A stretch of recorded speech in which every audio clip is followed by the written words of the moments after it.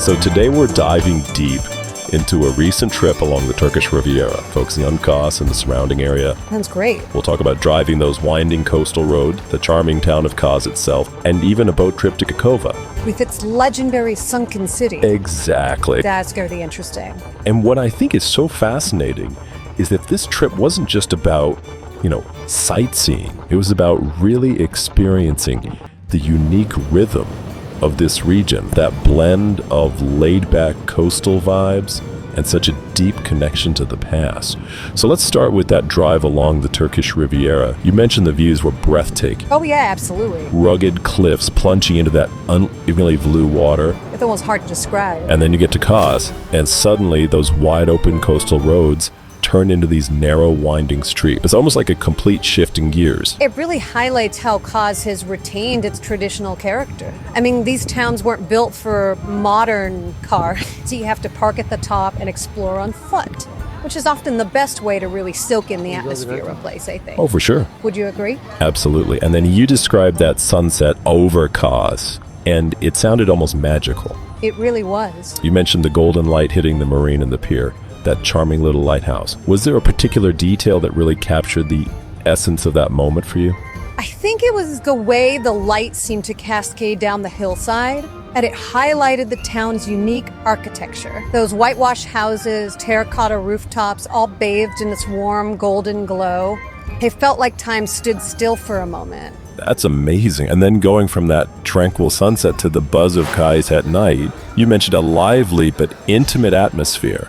Yeah, it's a really cool vibe. With shops overflowing with colorful displays and a mix of locals and tourists enjoying the warm evening air. Yeah, it's a really nice mix of people. Did you get a sense of what makes Kas's nightlife special?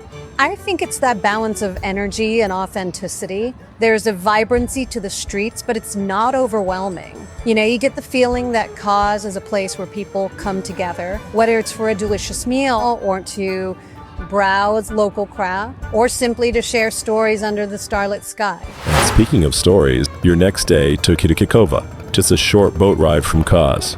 Exactly. This is where things get really intriguing. Sunken City, ancient castle, swimming in water so clear it seems unreal. It's really something else. So tell me about that. Well, Kekova is a perfect example of how nature and history intertwine on the Turkish coast. This isn't just a picturesque boat trip, it's a journey back in time. You have the island of Kalakoy with its Byzantine castle, and then the submerged ruins of Dolchest, a city that sank due to earthquakes centuries ago.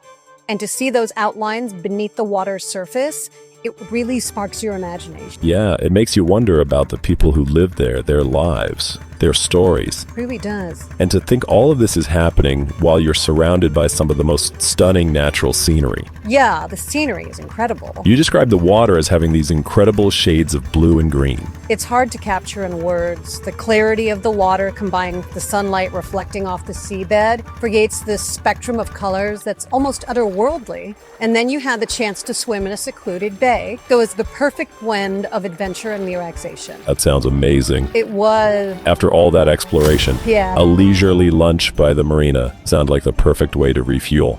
But instead of heading back to Kas, you decided to continue directly to Patara. Yes. Was that a strategic decision to make the most of your time? Absolutely. Patara, with its endless sandy beach and ancient Lycian ruins, deserves its own deep dive. I agree. We can explore that in detail another time. Awesome. But for now, let's wrap up this virtual journey through Kas and Kekova. Okay, so if you were recommending this trip to a fellow traveler, what would be the one must-do experience? Oh, that's a tough. I know, right? Let's see, exploring the ancient castle, swimming in those crystalline waters, or witnessing that magical sunset over Kas. It's a lot to choose from. It is. Putting you on the spot. It's a tough choice. Each experience offers such a unique perspective on the beauty and history of the region. But if I had to choose just one, I'd say don't miss that sunset over Kas.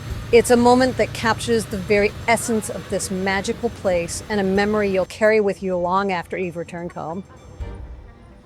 Any last words of wisdom before we wrap up this deep dive? Challenge you. I couldn't have said it better myself.